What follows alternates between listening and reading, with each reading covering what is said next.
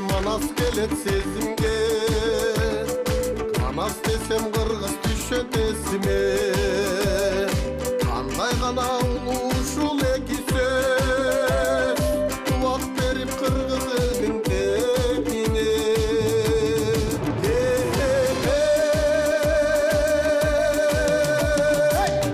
Manas gödönünde uyuttu. Manas saktap gelgeni unuttu. Ulu joldu salıp ketken biz üçün. Talap olup eken ılık toruptu.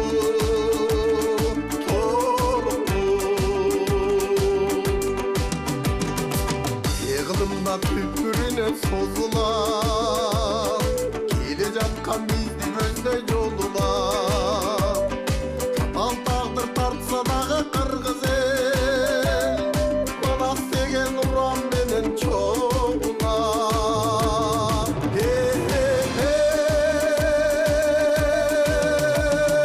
Manas gödönünde uyuttu.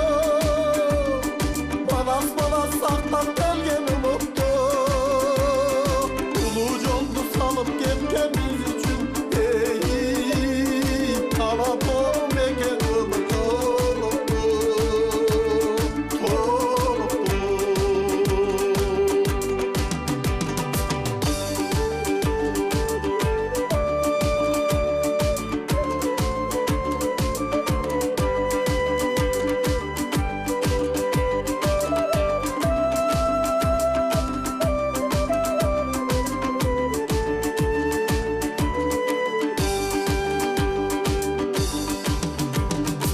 Aykıl bana solotondun ungusu. Göçmen elgin basıp ötken tormuşu. Bayırtıdan ıyık saktap gelişet. Bana saydı dana sala bulgızı.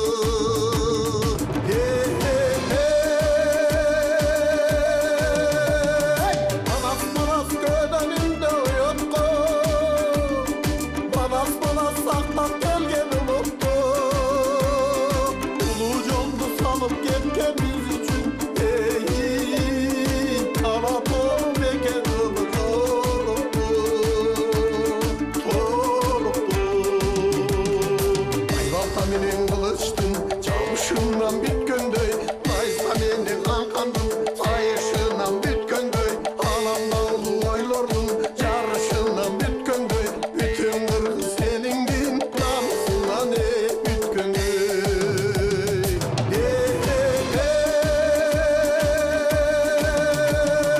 Manas gödönünde uyuttu.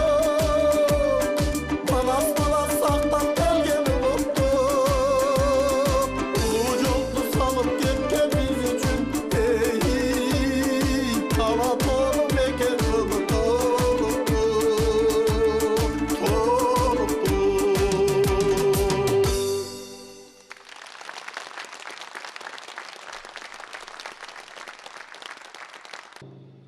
Арыбаңыздар, улуу элдин урпактары, кутмандуу кечиңиздер менен. Тыным албай күн түндөп, кирген суудай күрпүлдөп, Манас айтап манасчы бүтүн элин билсин деп. Муну ошентип залкар манасчыларыбыз Тыныбек Жапый уулунун 170 жылдыгына жана Мамбет Чокмор уулунун 120 жылдыгына арналган башканы коюп Манасты айт сынагы башталып отурат. Маданият, тарых, тил жана коомдук биринчи канал менен биргеликте Саякбай Манас эл аралык коомдук фондусунун демилгеси менен ушул конкурс өтүп жатат. Өзүңүздөр билгендей, буга чейин конкурстан 15 жаштан 25 жашка чейинки манасчылар катышып, анын ичинен 14-ü тандалып алынган. Анын баары бул жерде отурушат. Баарыңыздарга ак жол тилейбиз. Рамандын ырчылынан бери уланып келе жаткан улуу өнөрдүн алып жүрүүчүлөрү жер бетиндеги бизге тектеш элдерден Кыргыз элине гана буйруктур. Ушул өнөрдүн алып жүрүүчүлөрү кайсы мезгил болбосун үзүлбөй толукталып келген. Анда эмесе ошол Тыныбек, Мамбет, Сагынбай, Саякбай өңдүү залкар манасчылар да ушул конкурстан чыгат деп үмүт кылабыз. Анда эмесе башканы коюп Манастай сынагын ачуу үчүн Саякбай Манас эл аралык коомдук фондусунун төрагасы Саматбек Ибраевди жана Калыстар тобунун төрагасы Залкар манасчы Тыныбек атабыздын небереси Табылды Актанов агабызды чакырабыз. Келиңиздер.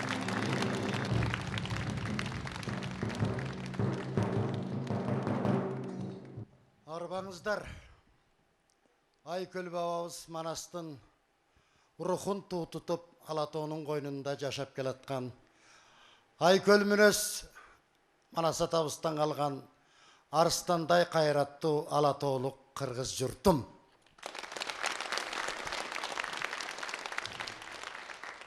Мына Жанатан Дөөлөт иним айтып кеткендей,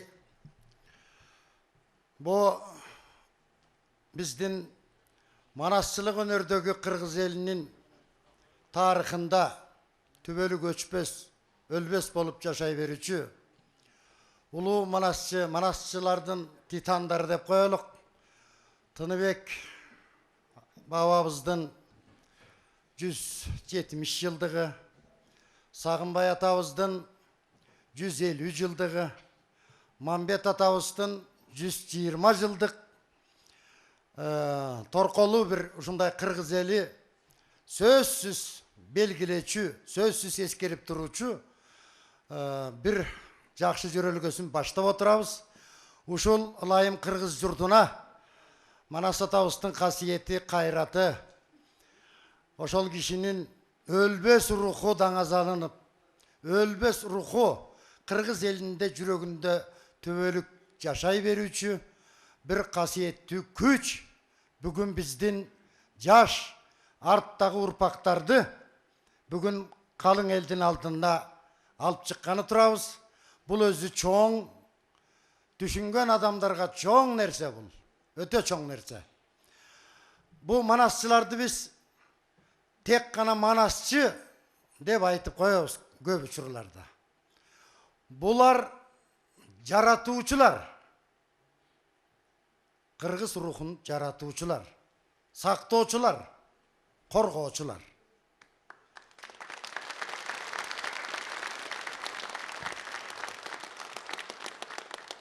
Көзү бар чакта Манас атабыз өзү коргоп келсе, ички тышкы жаманчылыктардан, апаат кыргы мүшкүлдөрдөн кийин ошол романдын ырчуулу баштаган бүгүнкү мына отурган жаш биздин жаратуучулар, жаратмандарга чейин кыргыз элинин мындан аркы жашоосун, буга чейинки жашоосун, бүгүнкү күндөгү жашоосун элдин жүрөгүн тазартып, пейилин оңдоп, мээсине, жүрөгүнө, акыл сезимине улуу рухту куюп, даңазалап, биздин өткөн, бүгүнкү жана кеткен бардык мезгилди уютуп келип, бүгүн элдин алдына дагы чыгарганы турабыз. Ошол улуу рухтардын жолу менен, изи менен.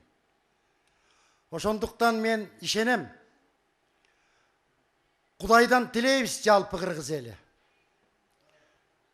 Келечекте Келдибек, Акылбек, Чойке, Тыныбек, Назар, Нармантай, Найманбай, Баалык, койчу. Ушундай улуу манасчылар, улуу манастын рухун кыргыз элине даңазалачулар, бүт ааламга жайылтчулар, жаратмандар чыгат, болот.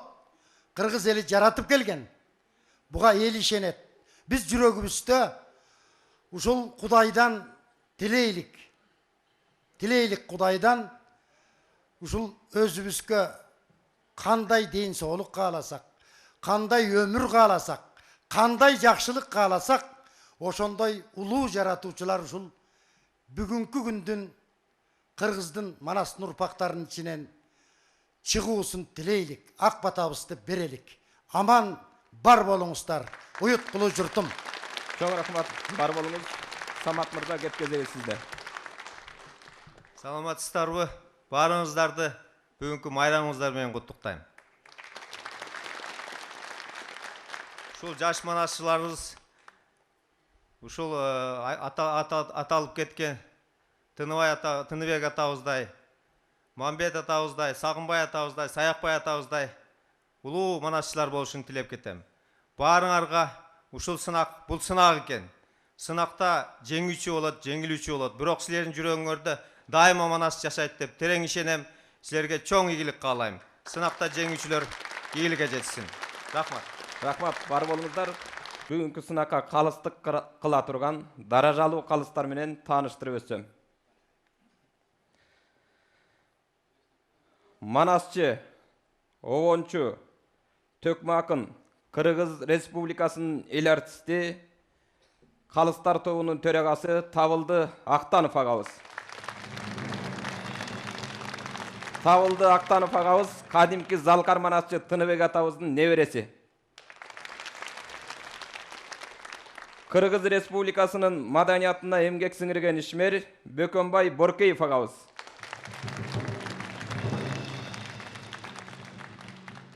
Дабыр калыстар тобунун мүчөсү, белгилүү манастанычу, филология илимдеринин доктору Жылдыз Орозобекова эжебиз.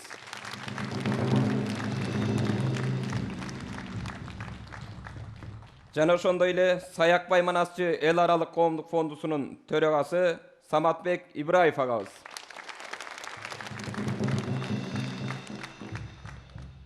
Белгилүү манасчы, филология илимдеринин кандидаты Таланталы Бакчиев агабыз. Мына ушул кишилер калыстык кылышат. Бар болуңуздар. Байдылда Сарногоев, Сакемдин өзүң карасаң сакадай бою кичине, Айкөл манас бүт баткан алмадай баштын ичине деп Саякбай атабызга таасым баа берген эмеспи.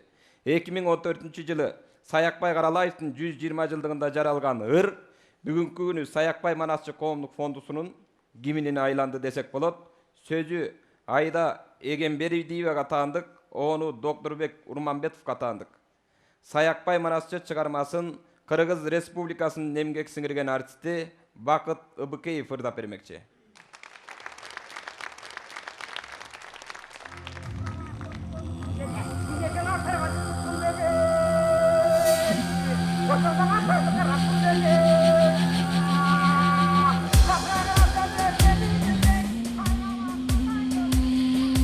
Kırgızdın atın çıgarıp Kermet Manas arkılı Alamga bütün taralıp el bolup ozdu aytılı Kılımga geçsin jolu de Kudayım takkan kanattay Jomolun ulu sen ulu Kırgızga bütkün Sayakbay Kırgızga bütkün Sayakbay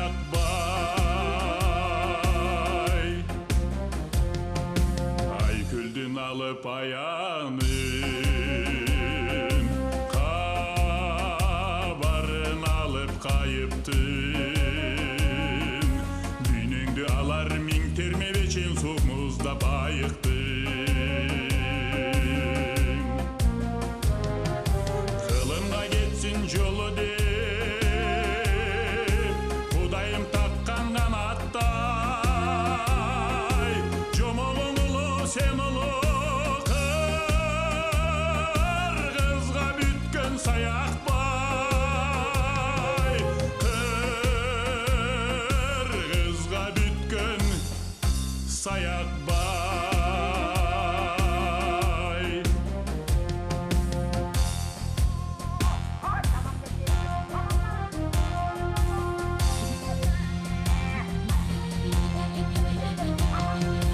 Koldoçu piri bolboso Hiç nerse bolboçun ile Alaton tayap артından jıl olup durdu kölene Kılımga geçsin jolu de Kudayım takkan kanattay Jomolun ulu sen ulu Kırgızga bütkün Sayakbay Kırgızga bütkön Sayakbay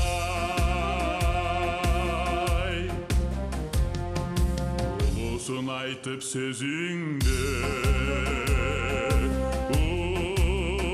Ulusun kuştun taptadın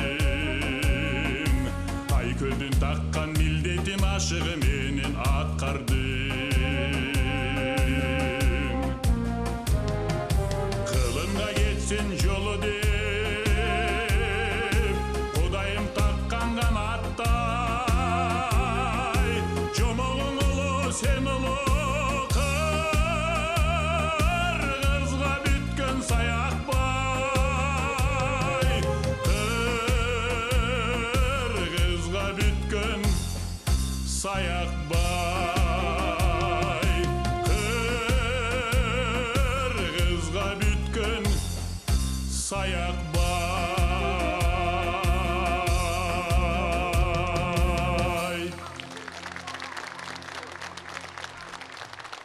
Barakelde Bakıt Mırza, бар болуңуз. Өнөрүңүз өркүндөй берсин. Манасчылык өнөрүдө илгертениле устар шакирттик дайым болуп келген. Бул сынакка катышып жаткан жаш көчөттөргө биздин белгилүү манасчыларыбыз Замир Баялиев, Самат Көчөрбаев, Улан Исмаиловтар устаттык кылып, багыт көргөзүп турушмакчы. Булактын көрсөң көзүн аш дегендей манасчылык өнөрүндө шыктанып жаткан кыз жигиттерге колдоо бергизип бергениңиздерге чоң рахмат. Анда эмесе устаттарга сөз берсек, келиңиздер келип, ак тилегиңиздерди айтып, ак жолго алып коюңуздар.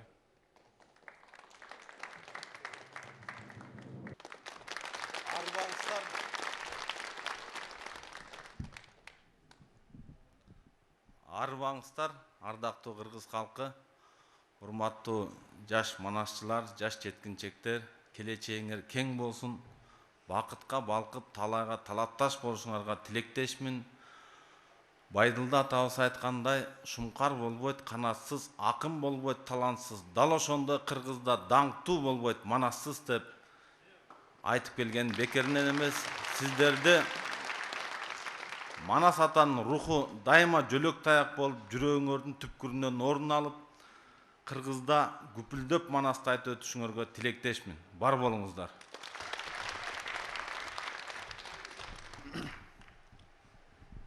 Урматтуу бүгүнкү майрамдын катышуучулары, урматтуу калыстардоо, урматтуу биздин жаш манасчылар, сиздерге өзгөчө мына жаш манасчыларга чыгармачылыгыңыздарга ийгилик, ушул бүгүнкү өзгөчө бүгүнкү конкурста ийгилик каалап кетким келет.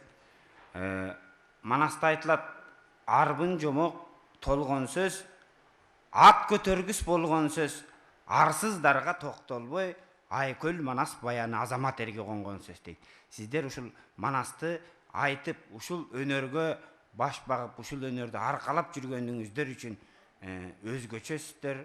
Сиздер келечекте жогоруда калыстар баса белгилеп айткандай, сиздерден келечектин залкар манасчылары чыгат деп тилек кылабыз, үмүт кылабыз. Биз ар дайым сиздер менен сиздерди колдойбуз, коргойбуз. Ар дайым сиздерге билген өзүбүздүн кеңешибизди аябайбыз. Ийгилик. Арыбаңыздар, уюткулуу элдин урпактары, ушул бүгүнкү майрам десек болот. Бул манас иш-чарасы жеке манасчылар үчүн чоң майрам болуп эсептелет. Ушу майрамыбыз кут болсун.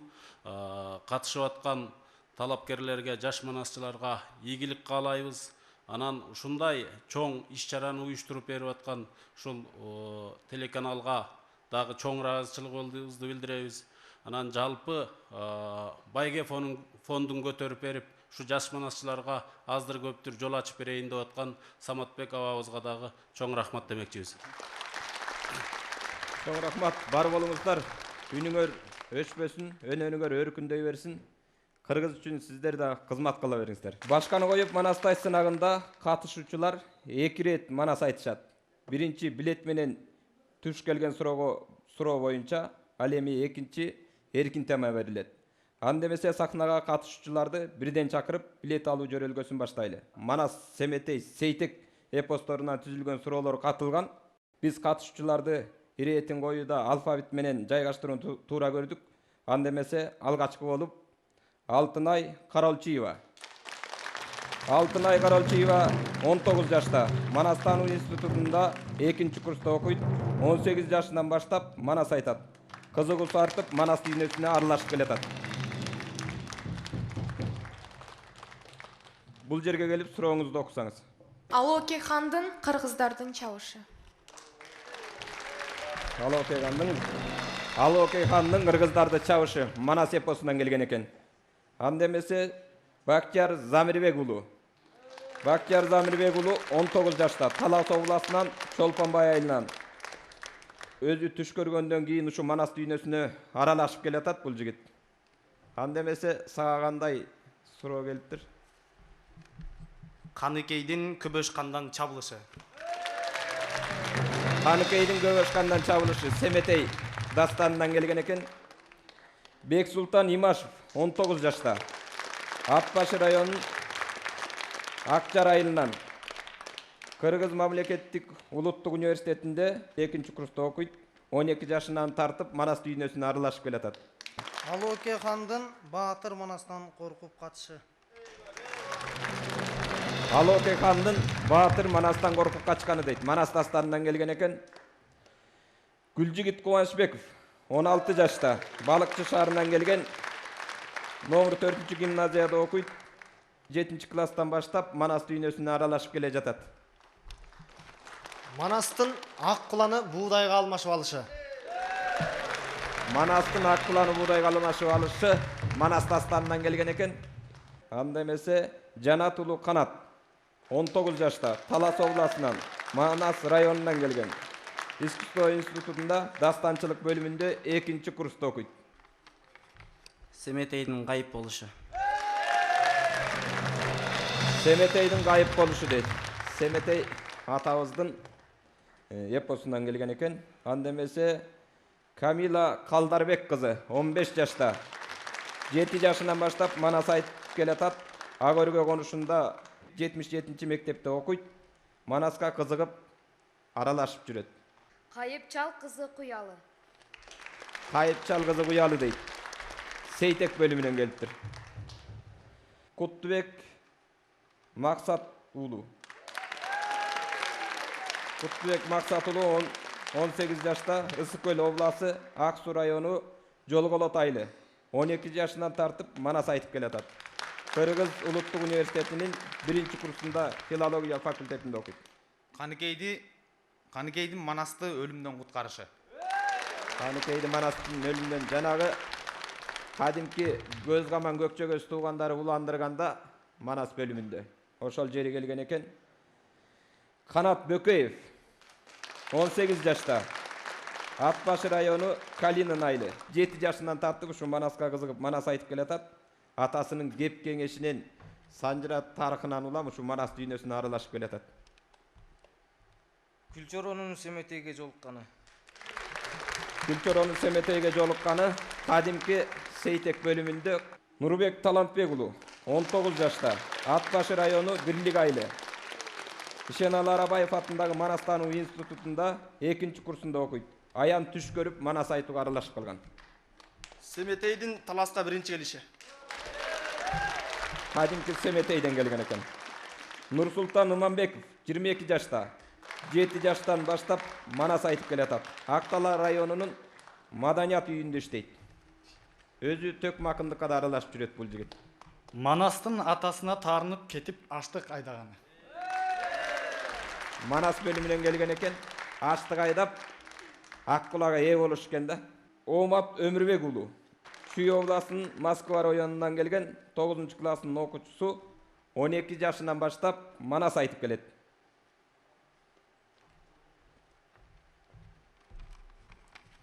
Кабар берүү.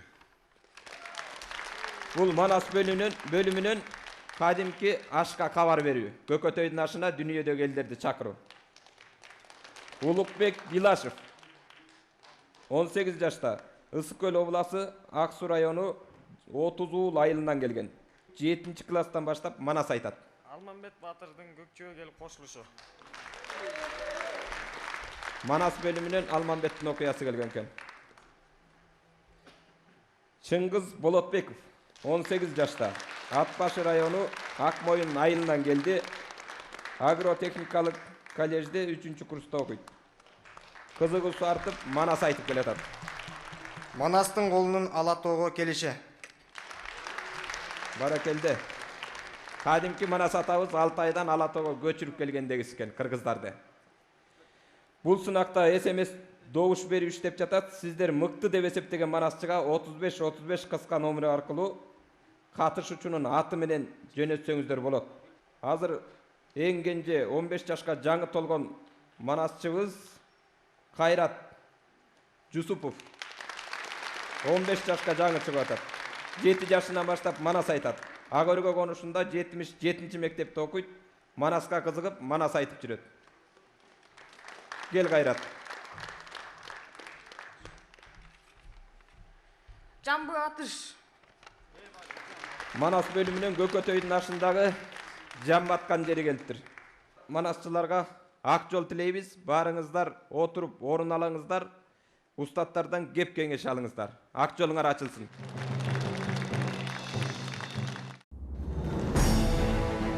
Жаш манасчыларга арналган башкады коюп манасты айтсынагын маданият, тарых, тил жана коомдук биринчи каналдарынан көрүңүздөр. Сиз мыкты деп эсептеген манасчыга 35-35 кыска номери аркылуу катышуучунун аты менен добуш бериңиздер. Алтынай Кароолчиева, Бактияр Замирбек уулу, Бексултан Имашев, Гүлжигит Кубанычбеков, Жанат Канат уулу, Камила Калдар кызы, Кайрат Жусупов, Куттубек Максат уулу, Канат Бөкөев, Нурбек Талантбек уулу, Нурсултан Иманбеков, Омат Өмүрбек уулу, Улукбек Пилашев, Чыңгыз Болотбеков. Суурулуп элден чыкканы, танталсын талбас тулпары. Анда эмесе, азыр өзүңүздөр билгендей, Эстебес Турсуналиев, Тууганбай Абдиев, Ашыралы Айталиев өңдүү аталарыбыздын батасын алып, этегин кармап, ушул акындык өнөрдү жолун улантып келаткан Кадырбек Бейшенов деген жигитке кеп кезегин берсек.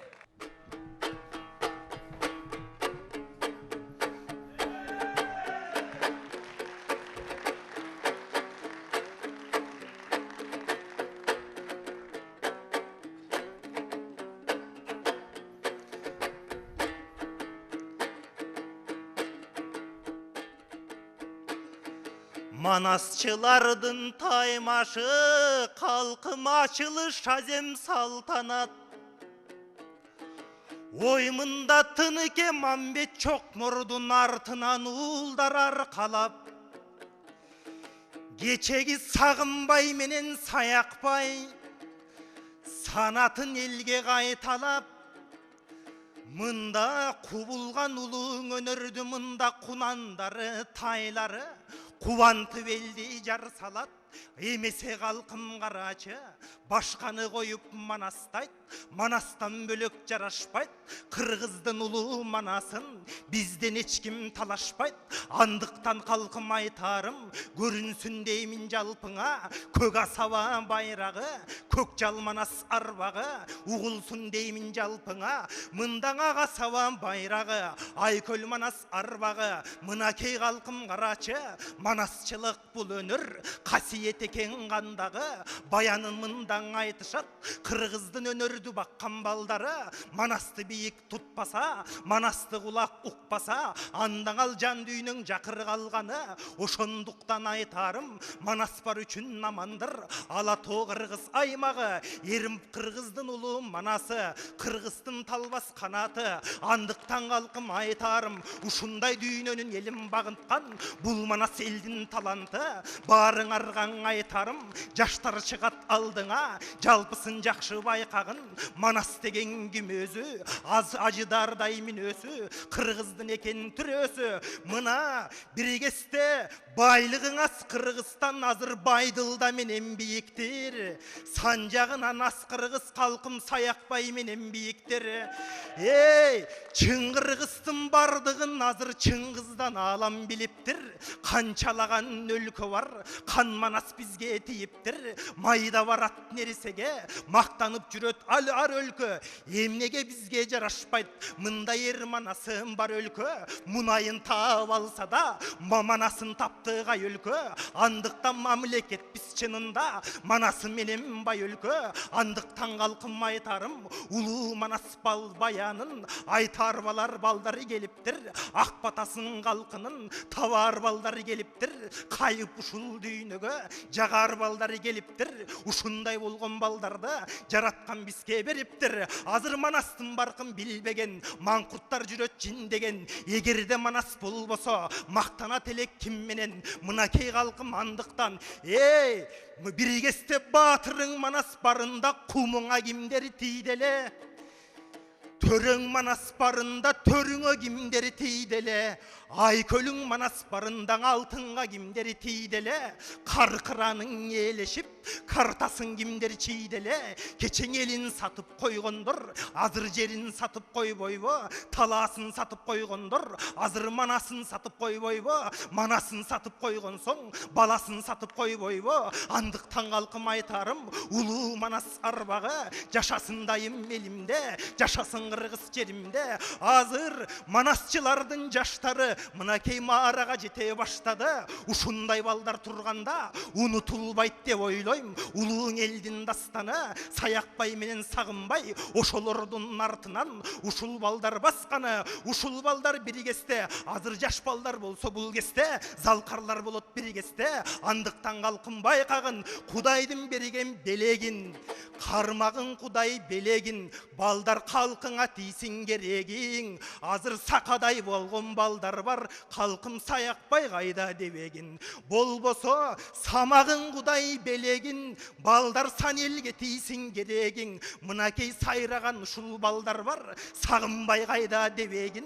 Ушул өнөр белегиң, удургуп турган дайыма, улутка тийсин керегиң. Баягы удурган балдар турганда, баягың уркашты кайда дойын дебегин. Уркашты кайда дегенде, мынакей ушул жаш балдар көрсөтүп анда беремин. Андыктан мында жаштарым, силердин ачык болсун асманың. Ардайым айтып жүргүлө, атабыз Манас дастанын, кайсы жерди чапканын, кайсы жерди тапканын. Көдөнүнөн атабыз көнөрбөс мурас бакканын. Мынакей таазим кылсак жарашат Манастай улууң атына. Таазим кылсак жарашат Манастай улуу затына. Тең келе алат киме өзү, түгөлдөп айтсак Манасты, бул өзү түгөнбөй тургандой казына. Андыктан ушундай болгон жаштардан үмүтүн элдер үзбөгөн, назарын салып балдарга, буларды назар кулагай төптөгөн. Болбосо бурула карай баскандыр, бурула карай баскандыр, булактын оозун тапкандыр. Замири ушул Кыргыздын азыр булактын оозун ачкандыр. Болбосо келе жаткан баланын булар келечегин билгендир. Дөөлөтү Кыргыз элинин буларды таптап азыр жүргөндүр. Андыктан менин жаштарым эмне дейин силерге? Манастың айтып бергиле, албетте келип биерге. Силер Манасчы болчуңулсуңар, Кыргыздай болгон миң элге. 5 миллион ушул Кыргызстан, ушунча Манас чыгууда. Канча миллиард Кытайдын Манасчысын айткыла, кимдер билип угууда. Кимиңерден кимиңер, эми Марага барчы кимиңер. Балдар, Манастың айтып жатканда силердин талыбасын тилиңер. Силерге каалайм ийгилек, бакылдап Манас айткыла. Ой бүгүн баатырдын жайын билдириби. Баракелде. Өркүнүң өссүн Кадырбек. Баракелде. Тыныбек атабыздын 170 жылдыгына арналган, Маммет Чокморов атабыздын 120 жылдыгына арналган конкурсубузду баштайбыз. Биринчи катышуучу Алтынай Каролчиева.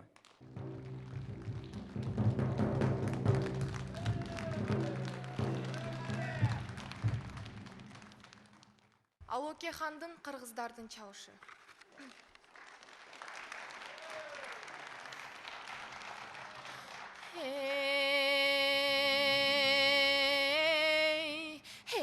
Ezelkinin jomogу estese gelir orolu. Eki birдей dünönü eңшерип түшөр омогу. Ой onun Манас кабылан ол уядан жогору. Түп катасы түгөл қан, баш катасы бары қан. Түнөн бары кыдырдарыган, бүйөн кандан чаян кан, чаян кандан балақан, бүттү көлдү бары хан. Эй, ошол Манас кезинде бүттүн Алоке молтоханы барынча алганы. Ошол кезде кыргыздын кан ишмеси кармады. Ошондо кыргыздын жайнап турганда молтохан Алоке чапканыңе. Ошол кезде кыргыздын башына түшүп мүшкүлү, кыргыздын катындары ыйлады, 30дагы кыздары кошо оргуп ыйлады. Барыгсын айзасай деми, келиндердин ишини жара чайнап сал демиңе. Ошондо кыргыздар бири кирип эренге, бири кирип кетти тереңге. Ошондо кыргыздын башы мүшкүл гана түшкөнүңө. Баракелде. Эмки кезек Бактияр Замирбек уулунда. Мага тийген билет Канекейдин көбөш кандан чабылганы. Кызыктың кату салмакка Манастан калган дүйнөнү камчыга ченеп алмакка. Алдындагы кыргызга аза бүтүп жатканда балеки тишти салмакка. Ошогу кесте байкасаң 40тын башын кыргыл чал, 40ында көп күн жинди чал. Эртели кеш жамандык ойлогону бузук чал. Ошогу кесте ойлонуп мына мындай толгонуп Манас жоктуң алсам деп бүгүн Жакып менен уулдар некекиден ошондон чабыштырып алсам деп канындарын суудай төксөм дейт. Кашай тебип жандарын Манастан калган дүйнөнү башчылык кылып бир өзүм ошондо бийликке катууга чыксам деп ойлогону бузуку. Ошого кестен кыргыл чал, көк өткөнүн көрдүңбү, атаңдын көрүү дүнүйө. Ушак кетти таратып, ошого кесте Жакыпка айткандыгын көрдүңбү, айланайын дүнүйө. Кечегиң ай көлүң Манас өлгөндө, жанында жүргөнүн бакайын. Текечинин Нурмунбек ошондогу канышты качырат экен деп уктумун ошондон бирикин. Жамбынын алып алтындан ошондо бастыраткан экен деп уктум. Катындыкка бермекти деп ошондон бирики. Так ошондой анан ошондо уктум. Тугур барын салыптыр. Ошого кестен Жакыптын өрттөй көзү бек чайнап кан ичмей бек кармап. Ошол кезде байкасаң Кудай бетин салбай кал. Так ошондон Жакыптын эң алдындагы улдары албеке көбө шалтаган барын бирдей чакыртып кызык кептен салышып Манастан калган канышты муну ошондо байкушту катынды каң алсын деп карап турсаң тамаша аялды каң алсын деп агасың өлсө кокустан инизинден өтүүчү били көзүн кокустан кийинкиге өтүүчү так ошондон бирики Канекеден алсын деп улузуң экең абаке абыкең айтканда абыкең сызда бийдеми чокмору менен чапкандай чочуп кеттиң абаке. Айланайын атаке муну ошондон энемден алдымдагы каныштан эне сүтүн бербеди, бирок эли сүтүн берди го, энемде барын кылды го. Муну ошондон бирекең Bağırыстın baktın o, baş baleket düşkündü. Bağın suğul alınır o, aylanayın jarıktık. Ata albay emin atake, devoşen tip berekin, könböy kalgan gezeken. Atasının sözünde karşı çıkıp avuke, bolboy kalgan gezeken. Ta oşundan jarıktık, bu da evettin salvaya kal. Aldındağın kövöşün, açulanıp kalıptır. Bunun kızı eken gövöşün. Yenendin özüm, ecemdin özüm balam dep. Munoşondun berekin bar balaktap kalıptır. Çanaştay mırdı dardayıp ardalaktap kalıptır. Bu da evettin salvaya kal. Ta oşundan bereki, munoşondun al.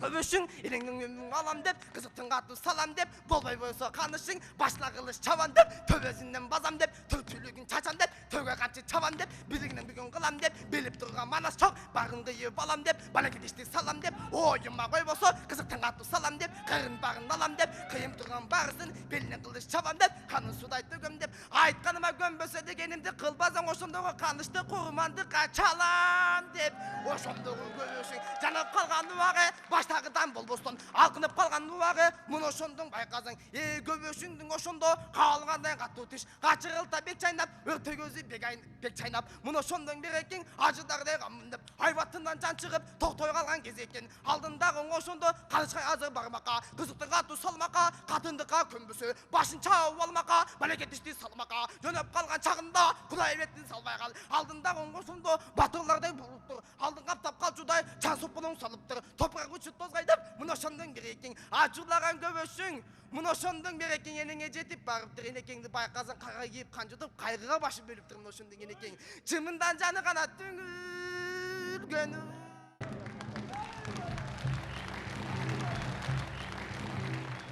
Эмки кезек Бек Султан Имашевда. Алууке хандын Баатыр Манастан коркуп качкан жери.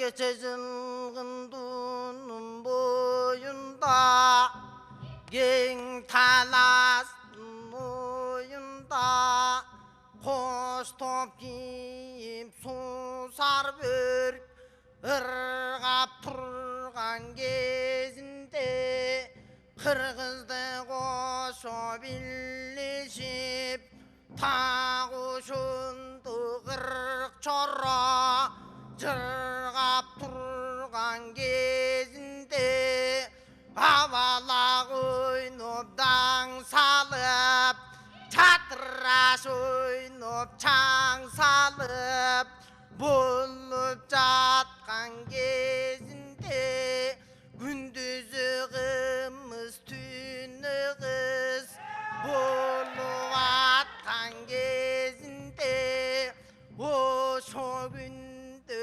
айкөлүң эң анжыянды жердеген безин каны алукеге кат жазып келтирип шондо бат жазып атамдан калган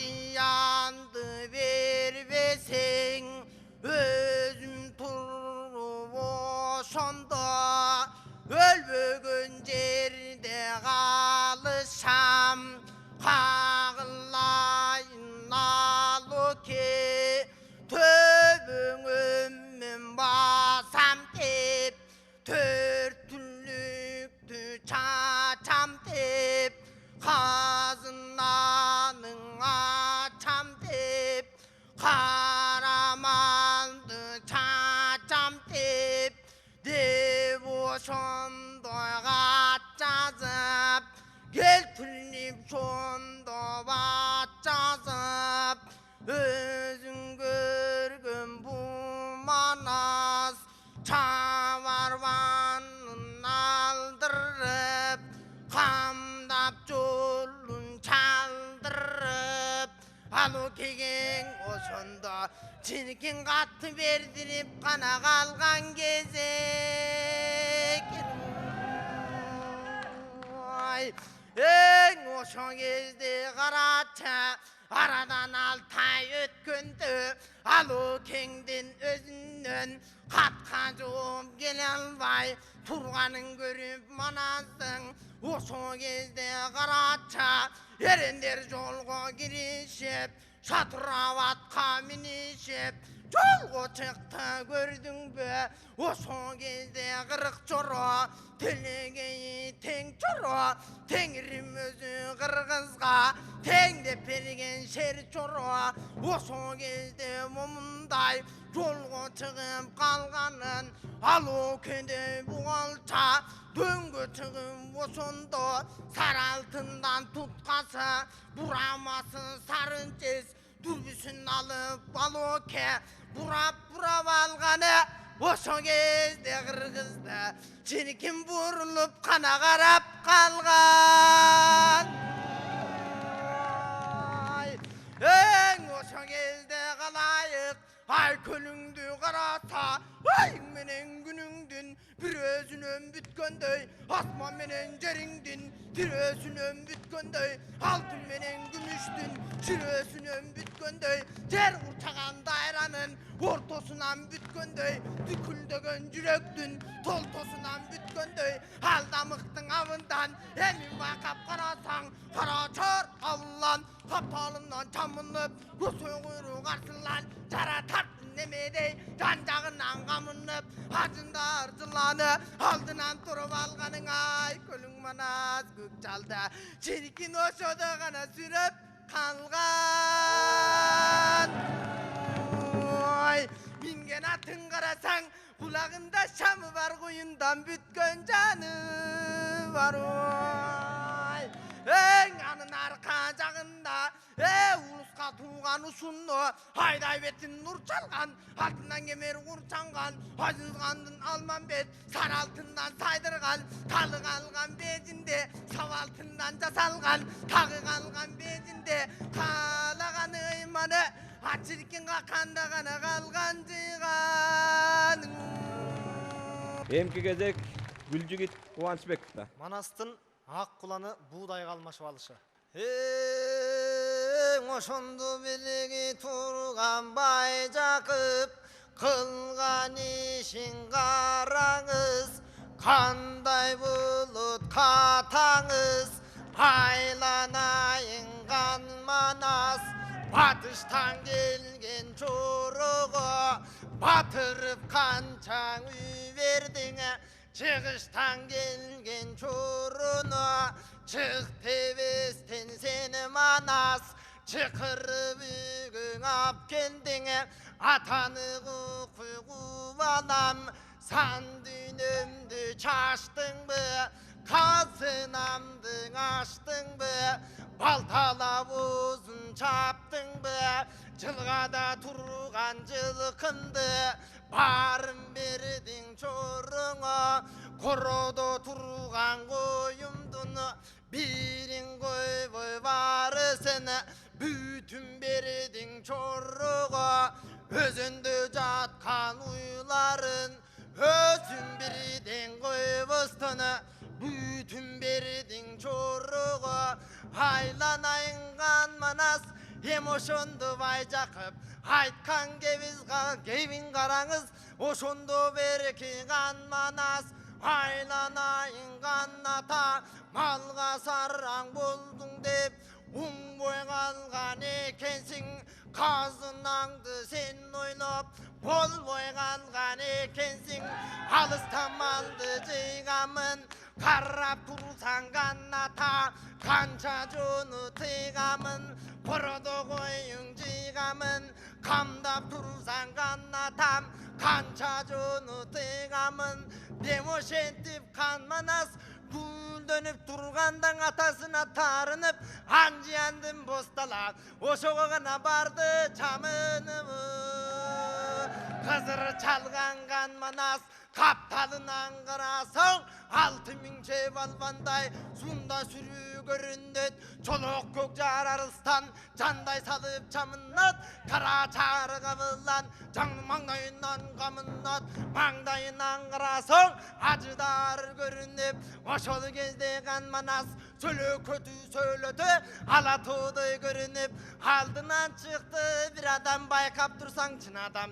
Hak seni de başında asa tayak kolu kalgan birge turgan kim desen tuvanazın ta gözü aykan gözü karasan tuvanaday münnözü aylanayın gambalam atыңдын озun bura tur aldığı жерге tura tur айтқанын сөздің уға тұр бірге тұрған босталаны көрдің бе başı жағы көрінбейді başı жағы көз салсаң бірге тұрған бостала аяқ жағы көрінбейді айланайын манасым аңдап сөзге құлақ сал айтқаны сөздің ұғып ал бұшыл тұрған бостала баймақтатып айлағын қош өгізді байлағын бірге тұрған бостала мол түйшімдің айдағын деушенті береге қызыл будай аш беріп қан манастың қолында бір ошондо бірге бір қапчалық аш беріп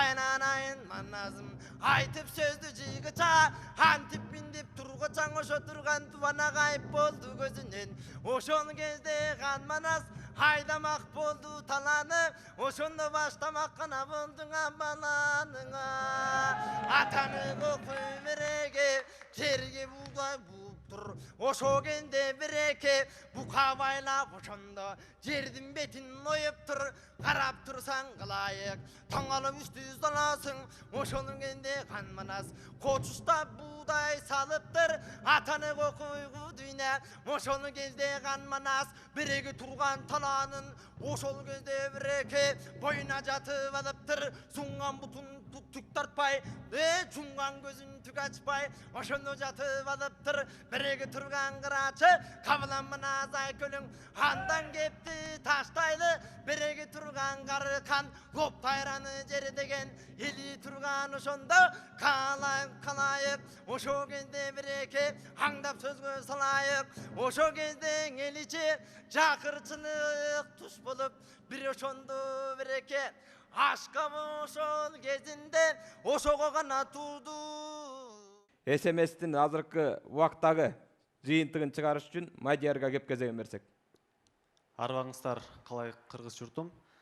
Биринчиден жаш манасчыларга ийгилик каалоо менен мен СМС добуштардын жыйынтыгын айтып кетсем. Эң биринчи эле Алтынай Кароолчиевага 15 добуш, Бактыяр Замирбек уулуна 8 добуш, ал эми Бексултан Имашевке 105 добуш. Гүлжигит Кубанычбековго 1 добуш, Жанат Канат уулуна 3 добуш, Камила Калдар кызы 41 добуш, Кайрат Жусупов 104 добуш, Куттубек Максат уулуна 1 добуш, Канат Бөкөевке 2 добуш, Нурбек Талантбек уулуна 5 добуш, Нурсултан Иманбековго 4 добуш, Чыңгыз Болотбековго 1 добуш. Ал эми Олмат Өмүрбек уулу менен Улукбек Билашевке добуштар жок. Кайра кеп кезегин манасчы жигиттерге берсек. Канат уулу Жанат. Семетейдин кайып болушу. Силер айтканыңарды мына калыстар баалап атат. Того тер жеринен айткыла. Башкалар да айтпай калбасын. Geçen kanı kesizsin albastan Ay çürüksüzsün gambastan Batırdın ulu simmeti Gül çorutun kuş çalıp Kan çorutun gerçitip Tulpardan tanda binişip Körükü tomdan giyişip Yolğununa batırın Çıgıp algan gezeken Altından çılbır bulgun top Aldında tulparın Teminip mında julgun top Yolgu çıkan gezinde Geçende tegenin belinden En aygaylagan çumenen Kıyas degen dumenen Kapıstan gelip düşmanın Görünüp mından kalıptır Ekekiden düşmanlar Kayçağın жерden oşundu Bölünüp mından kalıptır Al düşmandın görgündü Semetegeyim turdu deyt Külçörü menden semmete Keyip minda turgan soң Bayranға belеттің қаншыры Keçen жетті барып қиясқа Дос болып мындан алған дейт Өзінен шыққан дұшманға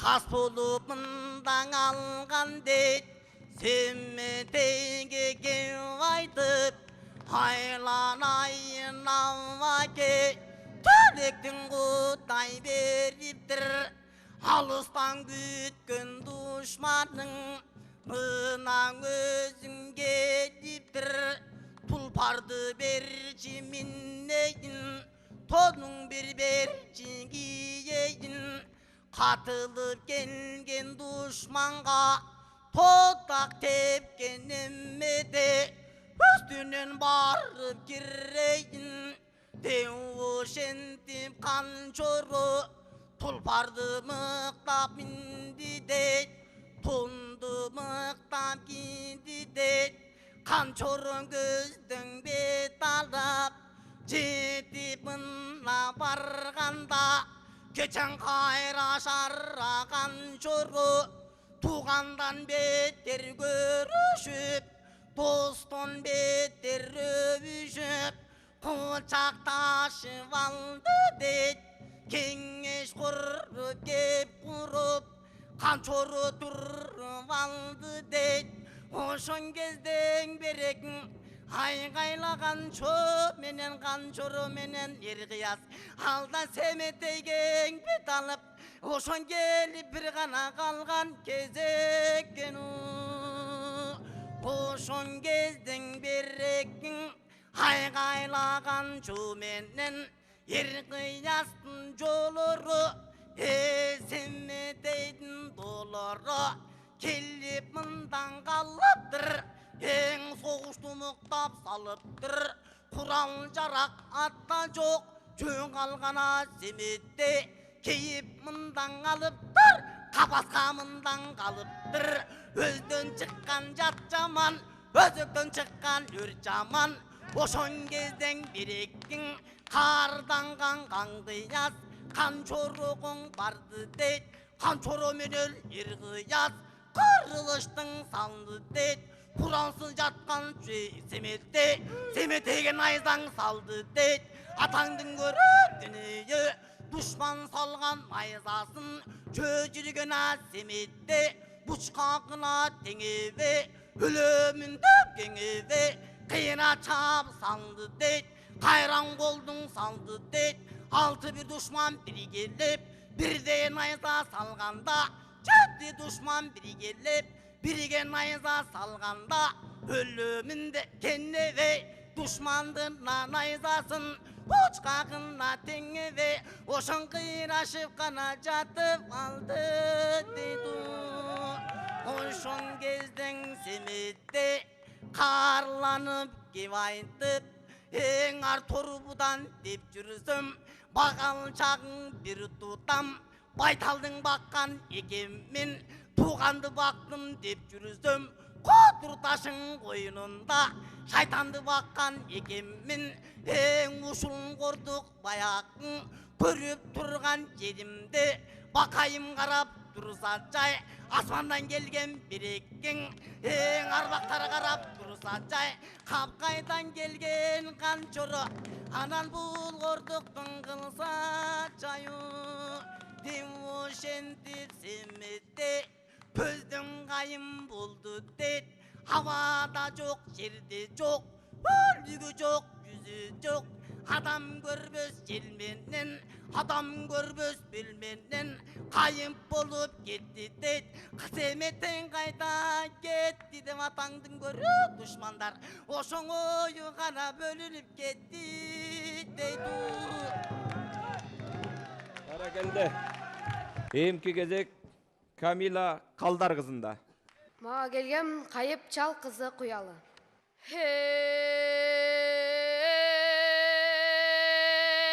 Қары жашым оңайып, қан жұтқанда қалайық, орозының онылы, қатты көні қарайып, Улаққан жақып кеу айтат, кеу айтқанда деу айтат, мен тіптірі жүргічі, тұлбай тұнна чөгілі, көміленіп чығылып, күр азабын көрілі, улаққан күр азабын көрілі, сұппы садық чалғанда, таң түмпейіп қалғанда, орғып чаң шығат, оболоңғын үн шығат, орғуған чаңды қараса, алтын жақып дел тартып, күндізін өргіп тұңғатып, қалдайған 80 балбаны қапқайда жүріп қалғаны, ақ балта жақып аларды, таладан қармап алғаның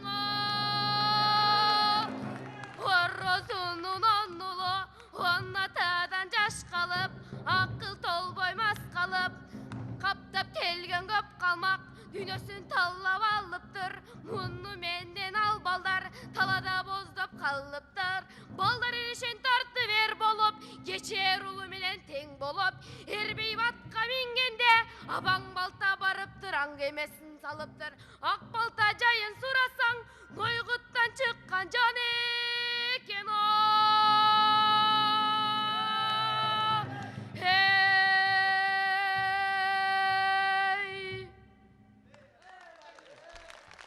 Рахмат. Камила билетке жооп бербей, башканы айтып кетти, өзүңүздөр уктуңуздар. Эркин темасын эртеле айтып кетти окшойт. Анда эмесе Кайрат Жусупов да кезек.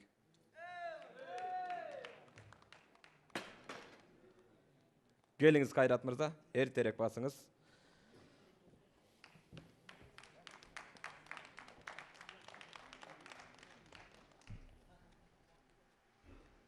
Кайсы тема экен? Жамбатыш. Көкөтөйдүн ашында жамбынын аткан жер экен, жамбын атыш. Билетке жооп бере албайт экен, эркин темалы айтайын дейт.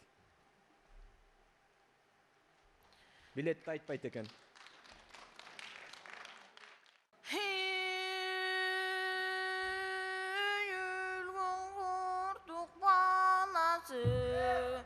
Өздөрүнү билгини, акыллынын данасы, аты шакын буала, акыллы дана кубала, өз кордугун көргөнчө, жат кордугун көрөйүн, бакылга башын билетпей, мат кордугун көрөйүн, барып алып бүгөрө, Жакып кабар берейин, Жакып байга барайын, жайының айтып салайын, жанына болсо баласы, жаңөспүрүм манасы, жайы күйүн карайын, мун ойлонуп буала, мурдан жакын кубала, урдан чыгып бөлүнүп, астындагы кочаптар узгаңылдай көрүнүп, бала жакын барганы, бай Жакыпты көргөндө, көзүнүн жашы төгүлүп, түшүп аттан башырып алтай түпкө жетти деп,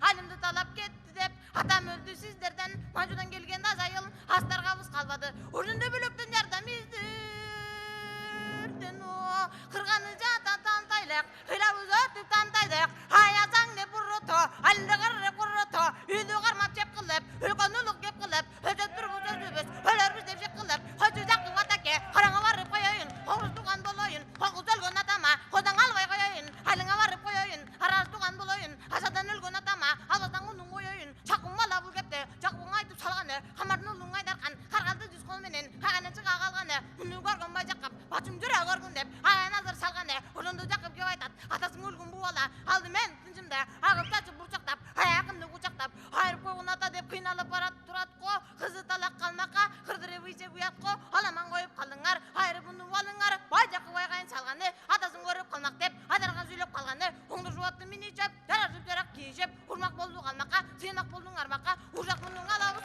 уранын деп кинди салабыз, ундай түрдүү кеп тайтып, көпүлүк турап калганы көргүн манас бала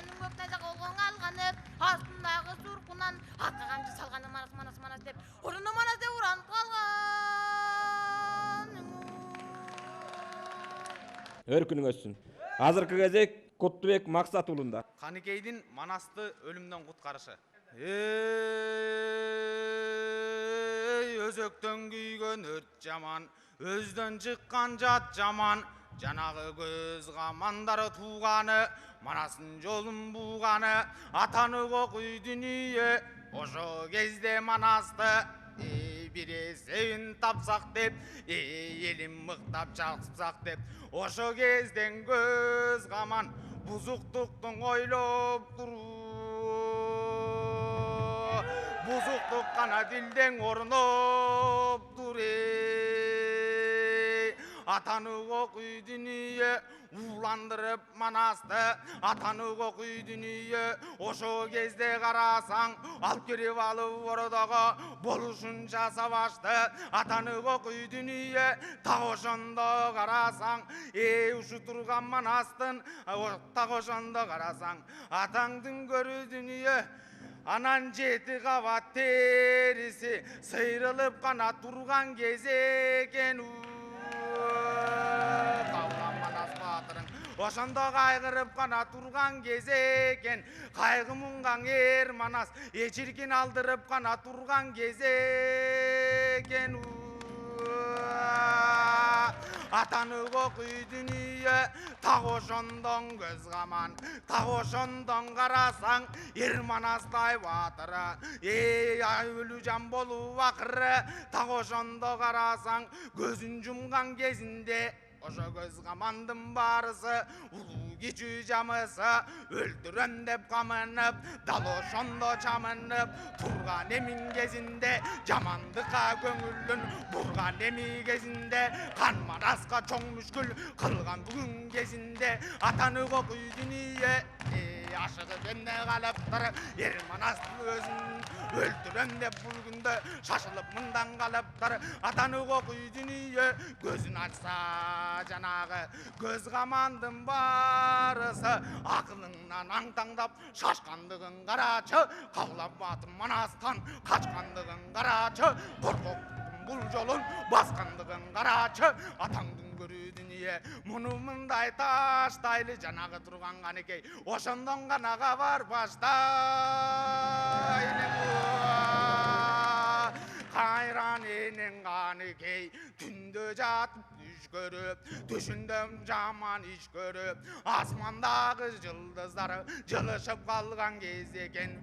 Бул түшүң ошондо жамандыктын канышка кыйытып калган кез экен. Атаны кокуй дүнүйө, ошо кезден энекең, астындагы Акуланы миниптери, Айкөл Манас баатырды куткарып эмиң алам деп, атанып жолгон кириптери, Манас хандын ак келте, инине мыктап илиптери, так ошондо жанагы кайран энең Каныкей, эр Манастын жолуна ошондо мыктап жүрүптөрү, эр Манастай баатырды ошондо куткарарын билиптери, атаны кокуй дүнүйө, жанагы көз камандын ордого келип калган кезинде, төп көңүл ошого бөлүп калган кезинде, чоң мүшкүлдүн энекең эчиркин көрүп калган кезинде,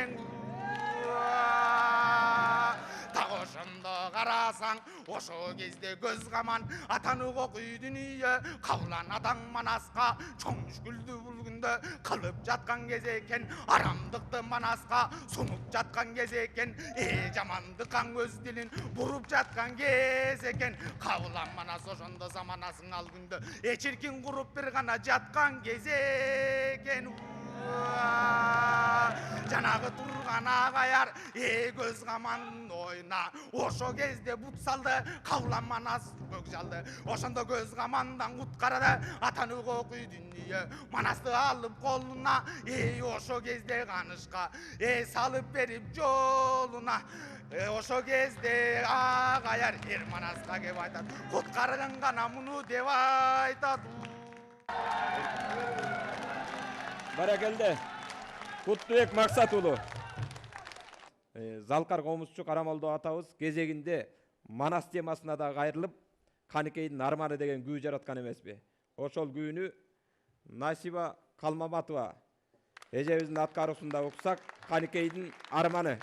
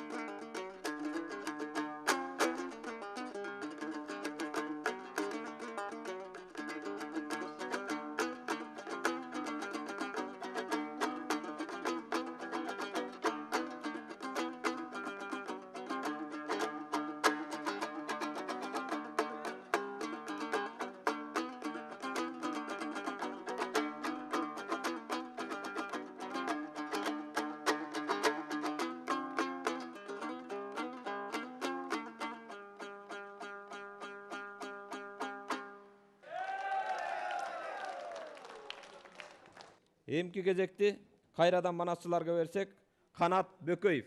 Гүлчоронун Семетейге жолукканы.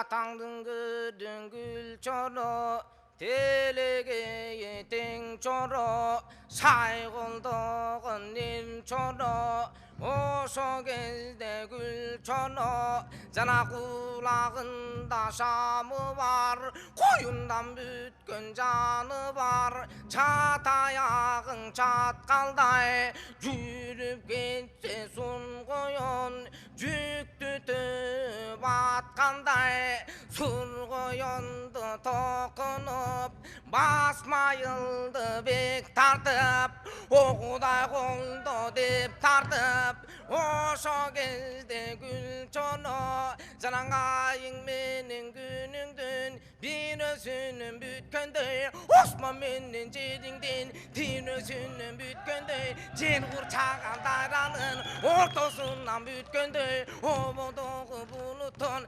салкынынан бүткөндөй, согуп жаткан жүрөктүн толтосунан бүткөндөй, Айкөл Манас батырды баласы, Семетейдин ошондой издеп бармак чагы бар, айланайын Гүлчоро, адыр бел менен, отурмагансың жер менен, будур бел менен, отурмагансың жер менен, ошо кезде Гүлчоро, издеп турган чагы бар, жана куту бийдин карады, билегиң өгүз белиндей, ошо кезде карады, Семетейдин ошондой көрүп турган чагы бар, ошол кезде карады, жашап уша барганы, от дискинин бек кармап, үзөңү теппе мингенде, Гүлчорону көздөй бет алып, шашып калган чагы бар, ошо кезде карады, Гүлчорого элип сөз айтат, айланайын Гүлчоро, көргөн билген барысын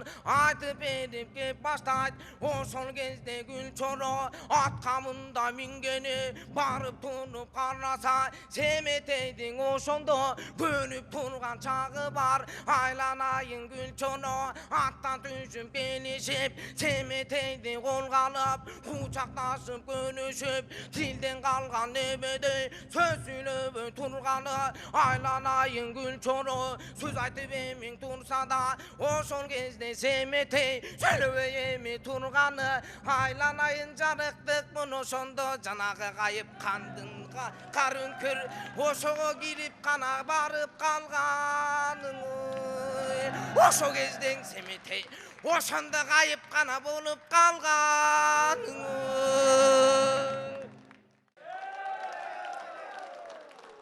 Андемесе кийинки кезек Нурбек Талантбек уулунда. Семетейдин таласка келиши.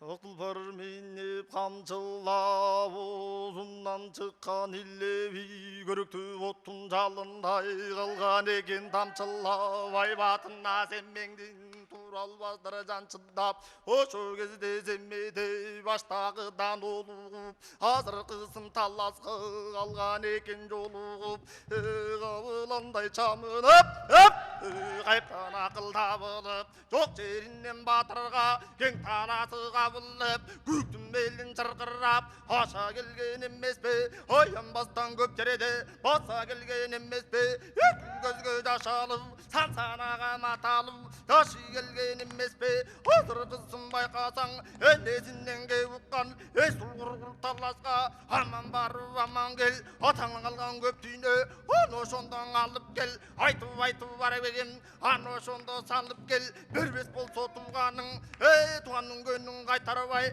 туудан оозун майтарбай, артуу көздөй кайтып кел, дал ошондой деди эле, аныктап туруп байкаса, келтирип акыл чайкаса, жаңгагы сайдын ташындай, алмасын аттын башындай, өрүктөрү муштумдай, өлүрчү сонун ушундай, адыр будур бел келет, адырма карп жер келет, аскасы бийик тоо келет, көктү сайкан тоо келет, ошо кезде байкасаң, эскиси түшүп эсине, аны ошондо Семетей, эми жашы мердиге,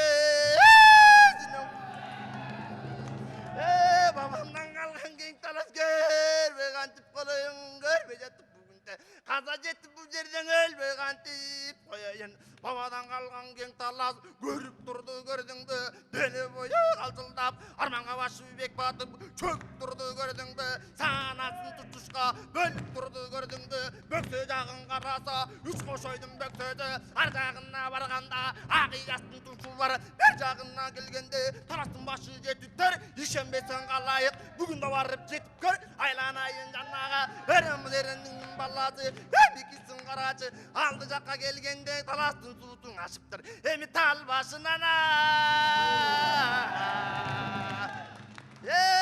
ашыптыр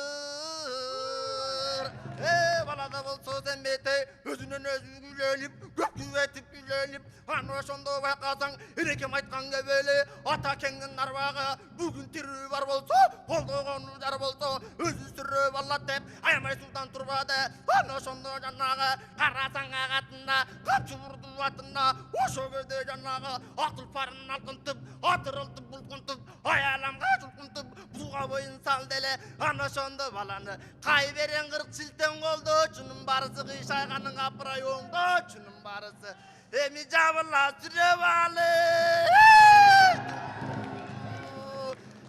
жарагын темири кийгендер жалгыз санга тийгендер о пилтерисин кийгендер бири миңге тийгендер аянбастан бүгүндө чуулап чыгып алыптыр кең таластын боюнда 18 миң аламда ата бабаң арбагы дуулап чыгып алыптыр аны ошону көргөндө балада болсо барбактап ичүгөп дардактап кунап чыгып алыптыр аны ошондо жанагы сууга бушуу киргенде алды жакта кырчоро себилди 184 серп алган жагы кызыл өрт кайраттуу 84 кашылган жагы жалын өрт камырлердин барысы кагыш менен урушкан баңгелердин барысы акыл ойлоп иш кылган аңгылердин барысы бала сүрөп алышты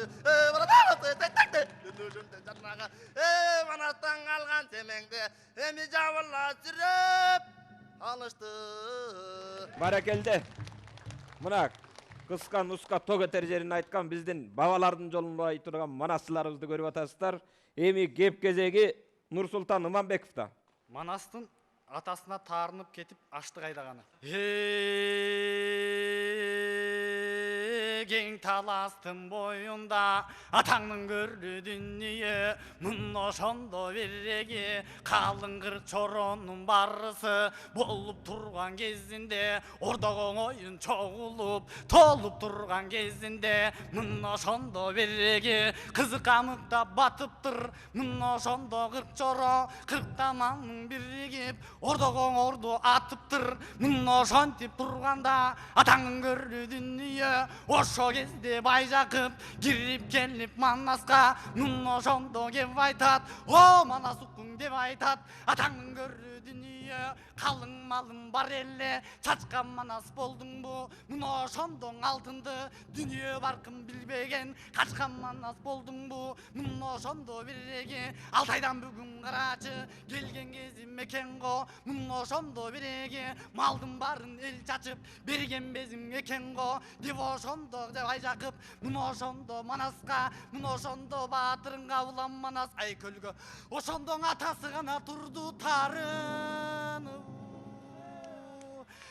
ошондо кабылам Манас карасаң биядагын карасаң арстан Манас баатырың ордо бузуп жоо чапкан жыргалуу жерден жылкалган кошогу менен кыз алган кокуйлатып эр сайган жайдак тулпар оштогон жалдар устан окшогон айбатыңа ак байдайра токтогон арстан Манас баатырың Байжакыпты көргөндө мын ошондо атаң көрүү дүнүйө тил айтпайдың кезектеп мын ошондо биреги талта туруп нетейин андан көрөк карачың аштык айдап постала ошондо өстөй кетейин деп ошентип кам Манас атаң көрүү дүнүйө мын ошондо кыргыздың түн уйкуга карачы жатып турган кезинде мын ошондо кыргыздар уктап жаткан кезинде түнү бою карачы айбан босту таптаптыр мын ошондо биреги мыктап бинип кам Манас мын ошондо карасаң босталага качыптыр так ошондо биреги кам Манастың биригип босталанын алдына тетектен карасаң бири караң көрүнөт мын ошондо биреги бул каранын жанында атаң көрүү дүнүйө бир бостуман көрүнөт так ошондо думана кеп айтып турган кезеги балам мана сугуп тур деп айтып турган кезегиң о. Муан жыяндым бостала, так ошондо биреги кенин келериңди билгемин, сени күтүп жүргөмүн. Андан көрөк камманас алдыңдагың айван бос, атаңдын көрүү дүнүйө сайышка кирип калганда калып калчумал экен. Мына ошондо биреги аштык айдап мал багып, мына ошондо камманас так куладай атын бир алып калчу жан элең деп ошентип тумана. Мына ошондо кеп айтат, о кеп айтканда бек айтат, аштык айдап мал багып, мына ошондо бостала баба дыйкан бир экөө чогуу келип калганы. Мына ошондо талаадан атаңдын көрүү дүнүйө жердин бетин аштырып, мына ошондо карасаң оготуштап будай чаштыр. Аштыктын баарын чогултуп так ошентип турганда экөөбүзгө байлатып, так ошондо биреги ачып көздү жумганча, мына ошондо карасаң баба дыйкан балбаның таңгамар болуп тур. Ошо кезде биреги аштыкты жыйып коюп тур. Бул аштыкты карасаң атаңдын көрүү дүнүйө ошондо толтура болуп тур. Оомат Өмүрбек уулунда. Көкөтөйдүн ашына кабар берүү.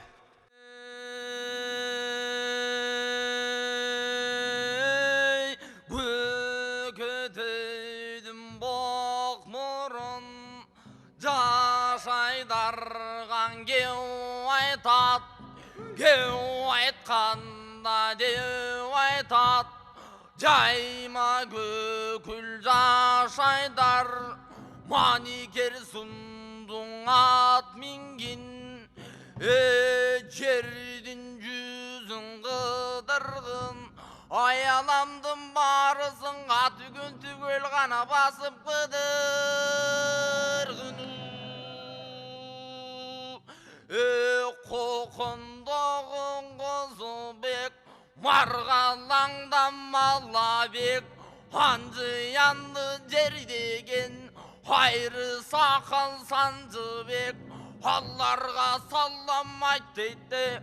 Мына ошондо карасаң алларга дагы камбар айт. Андан ары барганда кең букардын жеринде ат темир деген каны бар, ага салам айткын дейт. Ошол кезде карасаң ага да камбар айткын дейт. Андан ары барганда атаныгы көй дүнүйө жетөзөндү жер деген, жедигер деген каны бар, ага да камбар айткын дейт. Андан ары барганда эки кемин жер деген, эга түгүн үрбү деген гана каны бар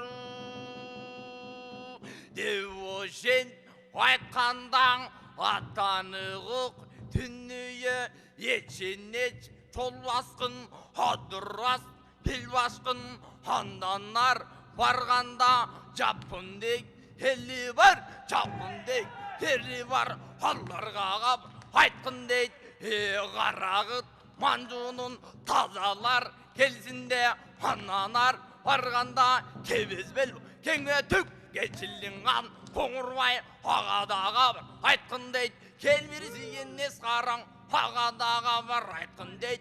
Деп ошентип күн ашаң, мына ошондо карасаң көкөтөйдүн бок нурун кабар айтып турганда, маникерди мингизип жөнөтүп ошол турганда, ал келип ошол ашына, мына ошондо карасаң кебезбел кеңетүк кечилдин каны коңурбай, алла келди булашка, келбирсиген нес кара, була келди булашкан, атаңдын көрүү дүнүйө жерди жүзүн кыдырган, жер бүзүн кыдырган, атаңдын көрүү дүнүйө мына ошондо көрдүңбү?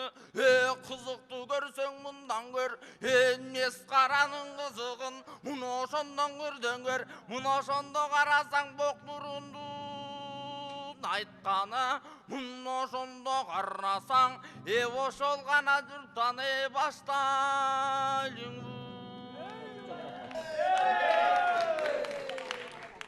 Эмки кезекти Улукбек Билашевка беребиз.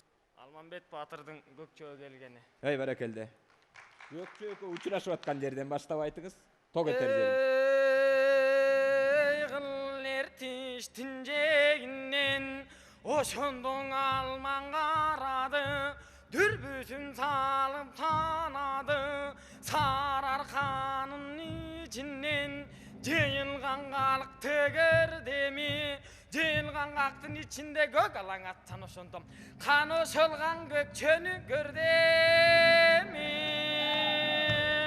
ayarlap jetip bar demi Halleğin salamın emi sal deme Oşo gezde qarraçı özün görgön ergökçü Emi salam alğanı gevin mıktap salğanı Sözsa söylöttü söz elde var Emi gevin salayın Atağana dünya emi söz salayın Oşo gezde qarraçı Ön eldin için çaptırdı sar ulaktı taptırdım Oşondo qanan özünü munun çaldırdım Ata kesin aydargan sünü emmi varıptır Özün görgön almandı vallağıllı vallıptır Erçiti vallı üyünü emmin alıp barıptır Alta yaran ötüptür Atağana dünyayı Oşo gezden alman bet Talavına jetiptir Gevin mıktap salıptır Gerilip jatı valvayın At kaminni valayın Özün görgön joloydun Жылқысын дейін валайын Ушу тұрған қазақты Күлдөтіп эми салайын Өзің көрген көкчөнү Ерлерменен тең кылып Эми мынтип табайын Ушул тұрғанға қандын Эсеби мыктап табайын Деп ошентип валла кең Кылыш чабар мыктыны Бир жагына бөлдеме Кылжерем минип закымдап Кең амурдун жегине Эми жетип бар деме Ошо кезде карачы Жолойдун ошо санжылкы Тийип алып келдеми Керегесин май кылды Ушул тұрған қазақтын кедейлерін бай қылды Эчтималын вер қылды Ушул тұрған қазақты Эрул менен тең қылды Өзің көрген көкчөнү Ошондон атағы менен даңқына Өзің көрген Алмамбет жетелеп жүрүп тең кылды Азамат өркүнү өссүн Эмки кезек Чыңгыз Болотбековда Манастың қолының Алатоого келиши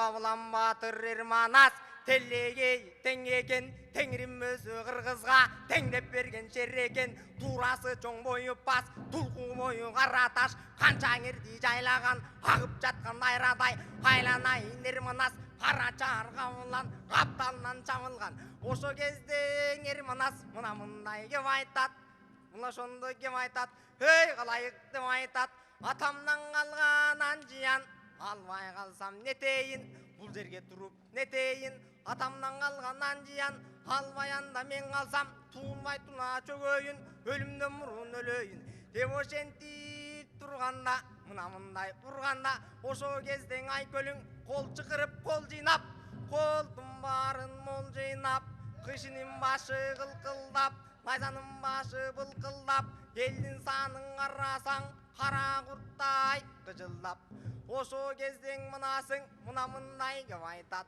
Қалағаның барғың дейт, қалабаған қалғың дейт Ошо кезден қарасаң, қыпчақтардың бай жігет Қаламын деп қалыптыр, қалған жұрттың барысы Барамын деп алыптыр, ошо кезден қарасаң Ошондың айкөлің күч алдына баштады Ошондо жылқының бары чумалып Чаңасманға бұралып Жылқы жесін иманы, жылқының барын жиғаны Қойдың бары марашып, мұйдың бары мүрөшіп Мұн ошондо қырғыздар Алатоого бет алды Том қойған тон өтіп, томырайған он өтіп Еченгі иктария, мұздағырақ Қолды қозғалтып қойдың чоң рахмат Ошо кезде келгенде Алатоону қарасаң Будурунда бұғы бар, тектиринде теке бар Ошо кезде қарасаң Алатоону қарасаң Ошо кезден қырғыздар еріксен елік ату үшін елік десе қырғыздар Ошо еріккен ғана қойдып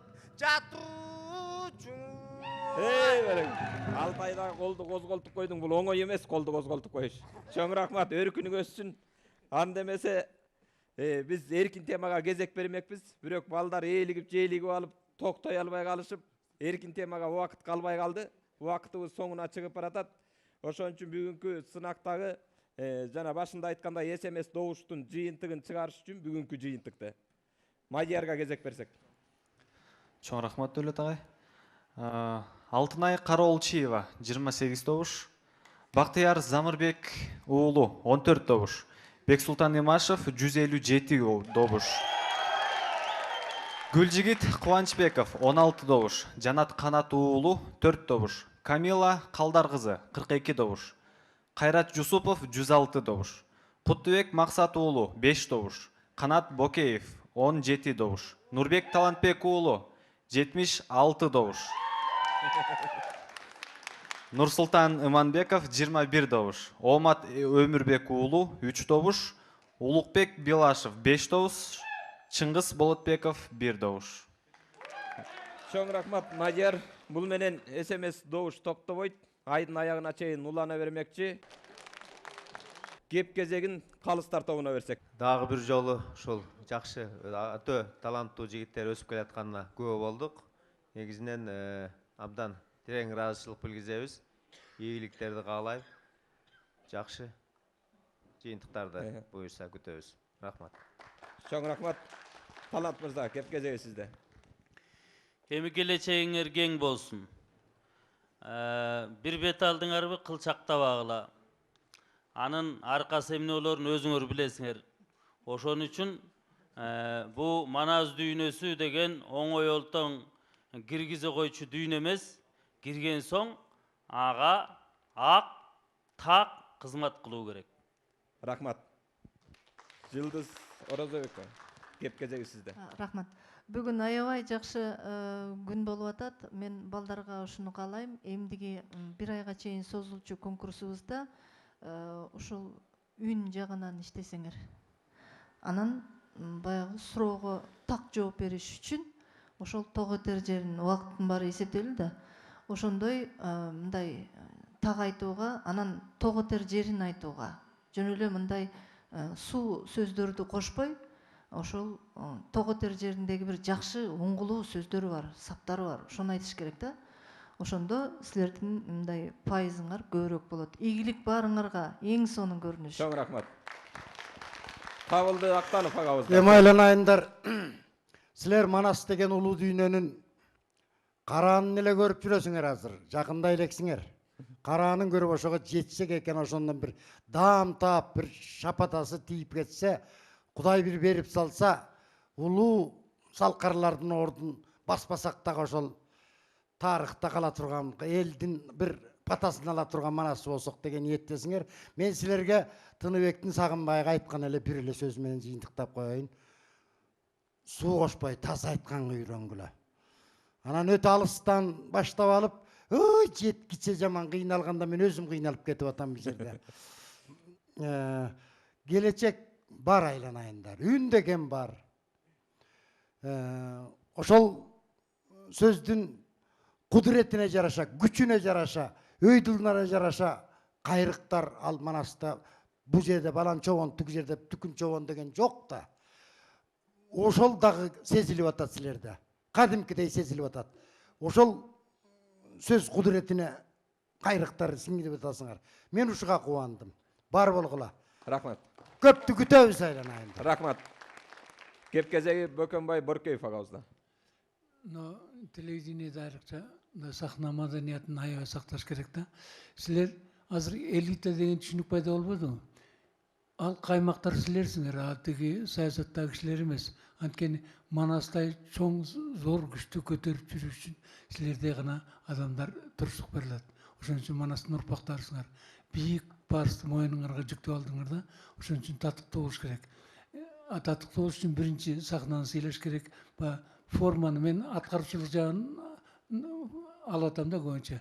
Форманы жакшы келтириш керек. Анткени мени силер Манас дүйнөсүнө кирип атасыңар да. Анан эл көргөн эл формаңар карайт. Экинчи, Саякбайдын жанагы тиги Каныкейдин эмени чапканы, Тайтөрдүн чапканында билесиңер 20дан ашык музыкалык фраза кайрык бар экен да. Ошондой кыраат менен айтканды байкабадым бүгүн. Күпүлдөп атасыңар, бирок ошол музыкалык фразаларда дагы жөн эле күпүлдөбөй, Манасчылар күпүлдөйт десе жөн эле ойду тоодо айта бербей мындай ошол образ күткөнгө жардам бериш керек да, ошол музыкалык фразалар. Ошого өткүлө. Анан кийин эми силерге ийгилик, анткени мындай 22-23 жашпыз деген болбойт манасчыларда. Ал тем более мына сынакка келгенде силер жаңы келиптир деп эч ким айтпайт. Силер даярдык менен келдиңер, башка конкурска келбей, дай албай жүргөндөргө караганда силер ишенип келдиңер, ошо ишеничти сакташ керек. Рахмат. Рахмат. Калыстар тобунун айткан ак батасын кабыл алабыз. Айткан сын пикирлердин баарын эмкиде эске алабыз деп ойлойм. Эми бул оюнда ушул калыстар чыгарган жыйынтык боюнча 3 оюнчу бүгүнкү сынактан четтетилиш керек. Анын кимисин кулаттыңар, кимисин уланттыңар. Аны калыстар тобунун катчысы Жаныбек Эсеналиев агабыз айтып берсин. Мен жалпы упай менен айтып кетейин. Жогорку упайдан баштап айтсам, Нурбек Талантбек уулу 45 упай, Бактияр Замирбек уулу 42 упай, Бексултан Имашев 41 упай, Чыңгыз Болотбеков 39 упай, Улукбек Билашев 39 упай, Жаннат уулу Канат 38 упай, Нурсултан Иманбеков 38 упай, Гүлжигит Кубанычбеков 37 упай, Оомат Өмүрбек уулу 36 упай, Куттубек Максат уулу 36 упай, Канат Бөкеев 36 упай, Алтынай Каролчиева 26 упай, Камила Калдаргысы жана Кайрат Жусупов 25 упай. Демек, мында ошо Алтынай Каролчиева, Камила Калдаргысы жана Кайрат Жусупов кийинки айланпага өтө албай калышты. Үчөөң бери чыксаңыздар. Рахмат сиздерге. Эми бул сынакта бирөө жеңиш керек, бирөө жеңилиш керек. Кеп мындан эмес, сиздер мындан кийин да арбытып айтат деп ишенебиз. Мындан кийин дагы өркүндөтүп өстүрүп, манас атабызды таштабай алып кетет деген терең ишеничтебиз. Ак жолуңар ачылсын. Бар болгула.